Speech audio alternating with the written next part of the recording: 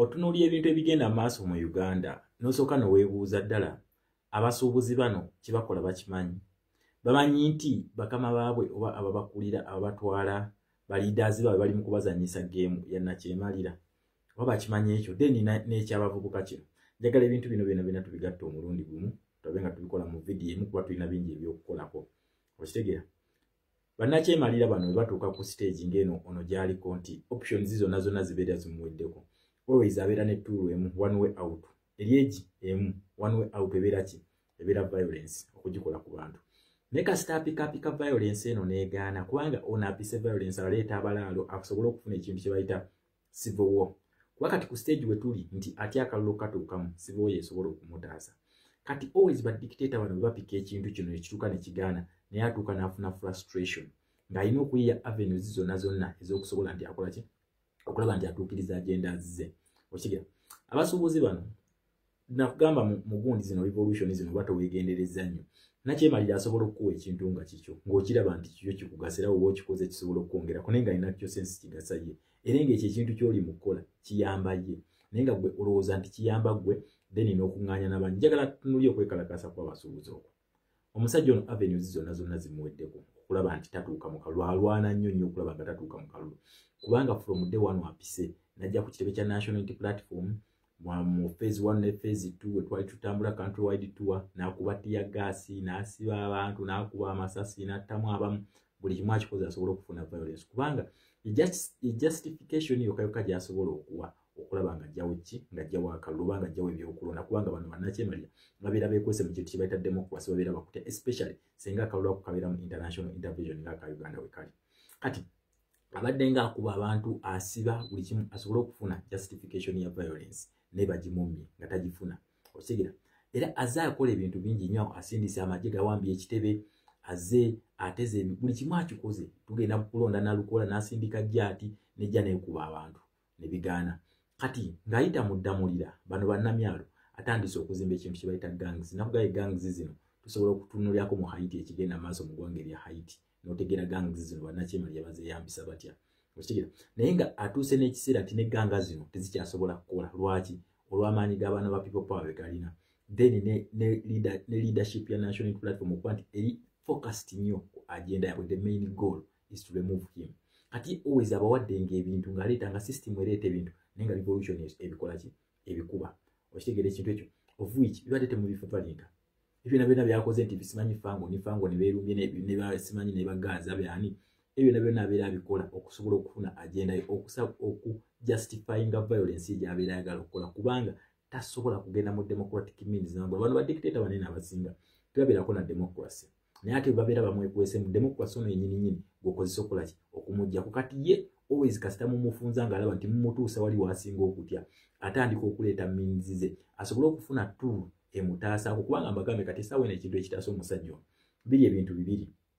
Ekimu tayagala kikola kati ayagala atuteeke mu kimu. Ekintu ekisooka ekimutaasa bakiyita violence. Senga afuna justification ya violence yonna naye kabeera katono bwe kati asobola okukeera ku makya ng'alangiridde ekintu kye bayita state of emergency n'agamba teri kalulu tukyategeera mbeera yavudde ku ki n'ateeka Uganda ku gundi ku bunkenka ku stand still twagala kulaba embeera eyaleesewo tusolvinga ekintu kino kiggwewo n'abakalakata emyaka 10 nga temulonda nga yalangiridde ekintu kye bayita state of emergency. Then number 2 ekintu ekimutaasa bakiyita dialogue era nze mbagamba nnyo mukozese option eno ng'ekyaliko nkiddamu mukozese option ya dialogue ng'ekyaliko before it is too late. Senga democratic avenues zinagwayo kitegeeza nti no temulina kye mugenda ku justifyinga ku kintu kyammwe kyonna. Okitegeera? Kati ebintu bino dialogue agitya kubanga kitalina bargaining power. Okitegeera? Talina bargaining chip agezezaako okufunza national ate nga byonna ali mu bigoba era oba otunudde mu system bwe bati okiraba nti ali mu kigoba. Dialogue agigoba ayitira mu iPod ne bammawo banno bati mawo wabula ate ne violence ate nakyo takitudde mu guluka nakyo bali bwe bati era akyakivuga. Naye kaakati biri byonna amaze obikola ng'asindika National Unity Platform okulaba ng'agiteeka mu violence ne bigaana. Okigira? Ne bigaana. Ebyo byonna bibadde bisibisa abantu abatalina musango byonna kusindika amagye gajjaati biki kusalako kitebe kubba ngoye buli kimu kyabadde ng'akola abadde ayagala afuna ekintu kye bayita violence. Senga abavubuka ba Nuupu bakeera ku makya ne bagamba tulumbi abafango ne tulwanagane asobola okukeera ku makya n'agamba bannange gangs zitabuse kaakati katusoke tujjewo Uganda egenze ku stand still then tusooke tumalirize embeera eno tulyoke tuddemu buto ebintu nga tubitereezezza abalangiridde state of emergency. Kati wataafuna ekyo yatandika okukozesa gyati yakola violence abantu banyiige national platform mulumaga yaki ebibiina ebirala nga temubirumba basobole okukola ki basobole okusitukira okwo then yafuna justification akulozinge ne bigaana agezezaako okuba bibomu mu bijjukire byakuba ku matali shrines wa bamaliriza bo bennyininyini bebeesibye mbu yali inside mission eyakolebwa bo bennyininyini okukakkana nga birungi bamukoze eki bamutaddeyo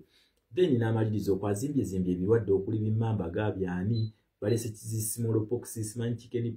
chicken tonight byonna bireese ebirwadde bikoze eki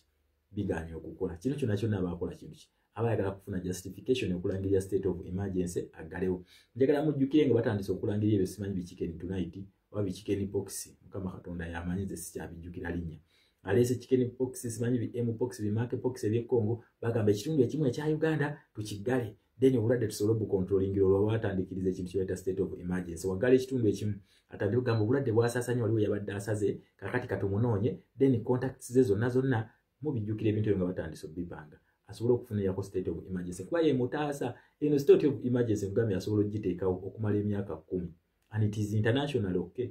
ye najja nga akyusa obuyinza bonna bakyali mu state of emergency kumalawo kiri kati ekyo byonna ne tubikuba kubanga ebintu bino justification yabyo yali erina kubeera ministry ya World Health Organization nga erina omuwa justification then kwebyo ku by'obutujju naki UN erina okujja nekola ki nekakasa nti terrorism yabadde agenda mu maaso ate nga bo basobola okuzuula ne bamanya ekituufu nti obadde okola ki obadde oliba tobaddeyo terrorism yonna nayo nekola ki yabaddewo kati ebyo byonna bimulemye okugira kati essaawa eno gy'alina ekintu kyalina ekyasobola okukola kiri kimu violence ne violence ono agenda gifuna atya ajja n'akuliyetinga embeera kati bakuliyetinza embeera bo bennyininyini mu basuubuzi bakuliyetinza embeera mbu amazzi g'abayingiridde beetaaga compensation kati gwe weebuuze omusuubuzi era ekyabadde kimwekalakasa mbu emisolo simanyi girinnye ne lwenti alinnye nga yakatandika okulinnya mwakabiraba naye weebuuze lwaki bijjawo ssaawa zino ne mugenda ne bajja ne babikalakasa njagala otunuulire n'ekalakasa gye babadde beekalakasa bwe bakusanga ng'oguddewo edduuka bakwata ebintu byo ne babikasuka mu nju baali bagamba ba people power be bajja ne boonoona emaali z'abantu ne bakubakuba abantu abatabeegasseeko babiwaliriza buli naye ku luno bakulaze nti nno kyabasuubuzi naye ng'ebyo ebintu bye bakola ne haamu okutandika okuzimba omwalo ogwo yali maadu so nze nabagamba mudde wano nti oyo haamu abalimba omwalo ogwo bali mukola ki bali mu politics bwe bazannya kati ng'ebyo basuubira nti amazzi ganajja ne boonoona emaali y'abantu then abantu bajja kuteekawo embeera beekalakaase then beekalakaasa awo ne kugiraagiramu atukiwambirawo njagala mujjukire abasuubuzi bano bavayo ne bayimirira ku maduuka waggulu Amisi Kigundu yaleeta ekibinja ky'abavubuka ne batandika okukasuka amayinja nga bagakuba poliisi nga kyebaagala ki kusika attention y'abana abali ku bizimbe waggulu baveeyo nabo bakwate amayinja batandika okuyisiŋŋanya neki ne poliisi bagekube ne poliisi wabula waaliwo abavubuka abagezigezi ne bagamba mwe bino ebibinja si byaffe ffe tulinakuba ku bantu mayinja wabula twagala kukola ki tumalawo butali bwenkanya kati poliisi nayo ng'etandise okuyoolayoolawo okulaga nti kiri violent okitegera kiri violent kubanga nkugambye dictator yabeera ne monopoly ku violence dictator yabeera ne monopoly ku violence kubanga kyekibeera kimutaasa senga just yafunaku katono reaction ku other side akola ki aba alumba bulumbi kati abasuubuzi bano ekintu ekyo bataakifuna luli mu kusooka ne baga kakati tuleese meeting okay baba tutere mutisinkana nabbanja biki bye mwateesezza kwabaddeko okwekalakaasa okwo kwabaddeko bwemaze ne musinkana Elias kwa bona kasate wali agenda bayamba okigira bulabo balina kye baagala bakozesa bakozese mmwe musobola okukola kyo kuyisaawo omuzannyo gwabwe okitegera bwe bamaze okubasisinkana balangiridde ennaku z'omwezi tugenda kwekalakaasa okitegera obwiki kyagaanye okukola kubanga ki nakugaye bano babala national unity platform kwegatta kubanga bakimanyi it is the only vigilant group esobola okujja n'eteekawo embeera kati balowooza nti bwe banaalangirira ne bano abantu abakoyi bano abapuliiki nga abanange tugende nabo bagenda kutandika okulangirira ekintu kifune vibe kuba ng'ono aleeta ekintu ng'ayagala afune vibe then asobole okukipika ku level endala then abantu bajje beekole ki beekalakaase kati naye yatandika ekintu kyekyo abantu tebamuwa makulu era bibadde tebiina makulu okitegera ekintu ekyo kyova olaba kati leero baasimbudde kubanga mwe mukimanyi nti we munaasituka okwekalakaasa kwe kusuula nakyemali ono mumuggyeko we munaasituka ne mubeegatta kati osobola olaba kati buli kintu kyonna kyonna kibaleetawo kibeeramu okwekalakaasa mujje twekalakaase mujje tukole kino naye ebintu bibeera stage managed kikyo kyenkukoye nti omuntu asobola okufulaga nti akuwadde ekintu kino nga alina akyo sense takuwadde kikyo nga si kikyo nga nawe akulimba kati okwo kwekalakaasa kwabwe be bakwetegekedde naye nga ebudde bwo buweddeko you cannot stop an idea whose time has come. Obudde bubeera buweddeko ne wopanga ki tekisobola kukola. Osobola okuva ne kalina waggulu nga balina okusa nova kalina waggulu ku floor ya nkaaga n'ogwa ku ttaka n'otamenyeka na kumenyeka n'otabaako kyoba ne bakwata bulungi ne bakkuba emiggojo. Mukitegeera ng'obadde omanyi nti wonaavaayo ogenda kufa naye nga olina kubeera mu miwunya egyo gikubeereko paka wonaatuusa gundiyo. Kati ono waali okitegeera. Kati bino ebyokwekalakaasa byonna baayise mu basuubuzi naye nga inactual sense baagala bannayuganda mbu basitukire wano before elections kubanga nkugambye atya akalulu. Okwekalakaasa kwonna okubeerawo after election justification ebeera emuvuddeko nga ye takyali mukulembeze wa ggwanga. Kikibeera kimuvuddeko kati kyasinga okutya nti okwekalakaasa kuli okujja nga mumaze okulonda ekintu ekyo kijja kibeera ki abeera talina gundi justification wasi yabeera gavumenti wabeera already bamupushinze out nga tulinda time yekola ki eggweko. Kati ekyo kyali mu kulwana at least afune akantu ke bayita ka state of emergency ayongereyo wali eri kubanga kati njagala ojjukire senga akalulu kayimirira wano wetuli akalulu senga kayimirira omuntu alina okubeera president Anita Amongo kiddemu. Senga akalulu kayimirira kati omuntu alina okubeera president Anita Amongo atya ye mulonda aliwo yakwata namba 2 y'eggwanga. Okigira kubanga Anita Amongo yalondebwa abantu ate yakulira essiga erimu kuga gavumenti aga state essiga erimu erikola state eryo yalikulira. Okitegeera ekintu ekyo akulira essiga lye bayita legislature berikola amateeka yalikulira. Kati olwokuba nti ye speaker wa Uganda kati onaavuga ennaku ze ne ziggwayo kasita zimala okuggwayo obuyinza bukwata nga bwa Anita Amongo. Just imagine ng'akedde ku makya nga Anita Amongo ye president olw'okuba nga tetwalonze. Jjukira muntu wennyonnyo right hand man we Anita Amongo. Kati kyobola ye kati ekyo kiba tekimulya ne wajjawo n'alangirira state of emergency n'agirangirira n'abavuga gino emyezi akalunga akastopinza akayimiriza teri kulonda then wali n'akikwasa Anita Amongo yasigala akufuga. Okyengera yasigala akufuga. Kati kino kye bali mu kubala bannayuganda kye batannategeera nti ono ayagala akwata obuyinza abuwa Anita Amongo. Okyengera kwasenga tetulonda mu COVID tuba butalonda Rebecca Alitala Kadaga yali alina okubeera president wa Uganda yali alina okubeerako nga tesenga tetulonze kubanga nayo bagibala state lockdown is a state of emergency. Okyengera esobola okutwala ensi mu emergency. Kati senga COVID ono yali agitwazaayo era Rebecca Kadaga yali alina okubeera president naye nga wamulaba nti yakola ekintu kyonna n'ategeka akalulu still ebbanga terinakola ki terinaggwako naye kati ali mu kulwana nnyo tuleme kutuuka mu kalulu justification obuyinza okumuvaako bannayuganda babuwa omulala at least yabukwata gwe Anita Amongo. Okitegeera ekintu ekyo kye bali mu kubala senga bafuna chaos yonna bweti senga bagifuna Anita Amongo ye president oba si kyekyo asobola okubatwala mu state of emergency okumala emyaka 10. Anita Amongo oyo yaliko kubanga yebbanga lye libeera liweddeko era balaga nti Anita Amongo yafuga ninga inactual sense yaliko ye yatukalakata. Okitegeera ekintu ekyo so kye bali mu kubala kati bagezaako okupanga embeera eno nga bagipangira mu basuubuzi bo bakuliyetinga ekintu ekiri artificial gamataba gali artificial gaavaawa kwa Miss Kigundu okublockinga flow y'amazzi nga babala ekyo nti amazzi gajje gabayingirire gonoona ebintu byammwe then bwe munaagatta ifurizi ne mugatta ebizimbe renti ne mugattako n'amazzi okubayingirira mujja kusituka busitusi olw'okubanga muli angry and hungry musobole okukola ki okumuteekako embeera. Okitegeera ekintu ekyo kye babadde babala so baagala kukozesa mu abasuubuzi nga bayita mu kwekalakaasa okwekalakaasa tekubayamba mulindeeko tugende mu protest vote tumale okulonda then bwe mumala okulonda tulyoke tukole ki then mubeeko kye mukola n'ebyo bye muliko ebyo bye musitukasituka ebyo state revolution tebakangamu teri byakangamu era teri agenda beegattako tewali bajja bakuba tiyagaasi mulwale kansa bo nga bayisaawo byabwe mwe bennyini mwe mulina okubivumirira ne bagamba nedda ffe tetukkiriziganya mu kwekalakaasa essaawa tukukkiririzaamu era mukujje wano nebye muddawo ne mulinnya eri waggulu ku bizimbe ne mukuba ebitabusewo mukwata video mugenda kulwala kansa n'ogwa omukka. Okitegeera kiki mulina okukola obusungu kubuteeka munda buli weekalakaasiza akantu akatono nnyo ne kavaawo tolina kyofuna. Okitegeera so obwo bupeti protests bwe mukola teri kye mugenda kufuna teri agenda beegattako kubanga abavubuka ba national unity platform ekyokukola bakimanyi so bwe mubanga mugezaako mbuno bye musika muteekewo embeera tebasobola kimulina okukola ki mukuliyetinga abantu bammwe bangi nnyo nga bangi bwe mumala obakuliyetinga mbaleete ku street mbagambe babeekalakaasizeko naye teri munala kubanga ki game tugimanyi. Then number 2 njagala otunuulire omwami ono taswala. Okitegeera taswala nti asiyo essaawa eno n'okufuna ekifaananyi ayimirira na president n'akikuba wano wetumutuusiza nti n'omuntu yabaddeko mu nuupu ye alabira ddala ng'afunye ekifaananyi jatiza n'achievement mu naye kubya ekifaananyi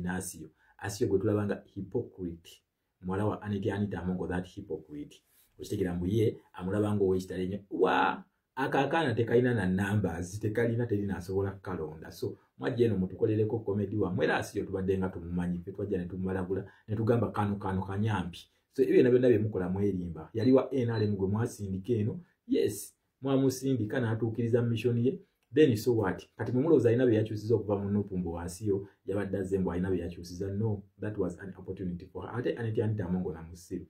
kati ono wabanga abadde muwala we kyabadde alina okukola yabadde alina mulekera bulekezi ntebe n'amugamba okay kati gwe nga woli muwala wange katukole transition nze kanve mu kalulu gojja okola ekyo gye weesimbe naye okumanya nga bano balina omululu ne muwala we nnyini yamubuloki nze n'amulemesa ngo aleke abulaginga mbu nze asiyo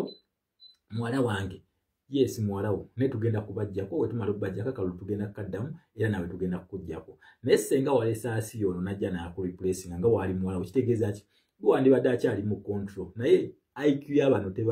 tebala politics wabano ali direct it is either me or me tasobola nakulekera muwala we kitegeeza bo tebabala future nti kati nze neerabisiza nnyo ndiko sanctions bankubye global anti-corruption sanction baginkubye amawanga agamu si kyagendayo n'entula z'abaspiika za parliament sisobola zigendamu kati kitegeeza ki time yange etuuse mu expiry times then number to government yaffe longotivity yaayo yenkana etya tukyawezayo emyaka 5 mu maaso the answer is no abaana ba people power batuyiriba nekyagulanya ali serious ayagala ntebe kikyokola olina okukwata successor n'omuteekawo kitegeera n'oteekawo successor yabadde afunye open opportunity yabadde agifunye Anita Amongo niwe wakubanga tabala politics wabano tebamanyi kubala yakoze eki ate era yamubulokinze kati era nemuyitamu kati kitegeeza ki ono wetumala okujjako bano ne tubayiwa kitegeeza tugenda kuddamu tukuba akalu kati kitegeeza family ya Anita Amongo mu politics wa Uganda ekoze eki egenze tebayibala politics mwangu nnyo si muzibu ne just bantu bamukaluyo olwokubanga entegeera yaabwe enzibu already ofunye omupiira ofunye muwala wo okay asiyo tukkiriza muwala wo ofunye opportunity emuteeka mu bantu instead of okumuzimbira ero ate gwe kennyini wamulabisiza in fact ne watali ekyo ne weyandiza asiyo muwala wo ng'omuzimbidde eno n'otamulabisa n'omukweka eno n'omanya nti kati political career egenda tambula eno guwandivuddewo oyo omwana abadde asobola okubeera successor naye ate wakutte muwala wo ate n'omulabisa generation yo yonna n'oba ng'ogibanize mu politics wa Uganda gwe kennyini kati gwomanyi mbu wakubye omupiira munda nagamba eno revolution ya bwongo ogitunulya bwoti n'omanya nti kati ono kabazaaka kasengejja kamumaze kati family ya Anita Amongo asiyo alupa asiyo Florence asiyo naye yakoze eki yavudde mu politics w'eggwanga naye nga babadde balina omukweka eno so eno senga abadde amukwesa eno kyandibadde successful nnyo naye ate yamukutte n'amulabisa ti ne muwala wange naye wankwe alinganga nze temumwesemberezanga okitegeera so eki kyeyakoze finally abavubuka b'ekiruhura kambabuulire everything you did is on camera that is where the stupidity is weebuuze lwaki abasirikale bano bwe bajja okuba abantu bo babeera beebisa obukookolo ate mmwe babasaddaase busaddaasi mukutte emigo mukutte amayinja mukuba mulwana you're just a portion Western Uganda nemufuna 100% kiddamu 7 nafuna 100% mu Western Uganda Buganda Kyagulanyi nafuna 100% babeera bamumaze you are not even a half of the population eri mu Buganda region kati ono agezaako okulaga nti mu Western ate bamwagala creating tribal sensation wa creating tribal message agituteeke mu eri mu Western temwagala muntu waffe kati naffe ne mu Buganda mutuviire kugambe kati essaawa eno n'amapesa gaali mu kubala okumutaasa ayagala kintu kye bayita ki civil conflict yonna gyali mu kubala okitegeera kati mbu yaleese abavubuka bano bajje bateekewo embeera bakube Kyagulanyi tubimanyi ebyo byonna but we are non-violent okitegeera so nze bavubuka mwe just nze basaasira busaasizi bamukozesa obakwata feesi zammwe ne baziteeka mu kamera they are going to protect lwaki tebakozesa families zaabwe because they are losing okitegeera lwaki tebakozesa families zaabwe ne bakozesa mmwe okitegeera ekintu ekyo mwe bateeka mu kamera ne bakwata n'essimu bwe mute nga mukuba abantu olwokuba nga mwambadde ebisaati beere mulowooza muno muyina amaanyi mwe muli kubamu nabo temuli bamu ku bo ate Western Uganda muli baavu nkiddamu muli baavu obuyumba bwa ttaka obuyumba bwammwe bwa ttaka okitegeera ekintu ekyo tawuni zammwe za ttaka ekitali eno mugundi mu Buganda region ekitali some parts of Busoga nungi nnyo n'okusinga ewammwe naye mulaga nti mwe mwamalayo era buli mwava wammwe wa mu just babeyambisa buyambisa nga ngabo bano si ba western tebava wammwe ekyo mulimba si bammwe otherwise Western Uganda yandibadde matabuta so temwefuula nti bano babamanyi nnyo olwokubanga babawadde ekyebiri mutandika okukola zi violence bemukolako violence tetulwana nammwe you are just cockroaches muli biyenje buyenje mwekitegera so we are not fighting you so zino games zino njagala tuzitegereze nnyo mu Uganda kugambye ono ekimutaasa ayagala kulangirira state of emergency gyayagala kati before elections kuba kati ekimutta obwongo bwe bwonna butunudde kalubantu ala senga nkayingira bakankubye kuba talina namba zitazirina muve mu bino zino gundi zaali mukoleza AI naye nga talina namba so mu Uganda mwebereremu tuleme kugenda mu kintu kibayita violence tuleme kuzanya mupiira gwenga wagwagala tulabe nga tuzimba ekyaffe kyennyini ekigenda okututwala mu Uganda for God and my country Uganda. Just subscribe otekeko notification button then share tulabe nga page eno tugikuza nga tukula nange neeyagaleko okitegeera for God and my country Uganda. Thank you my people.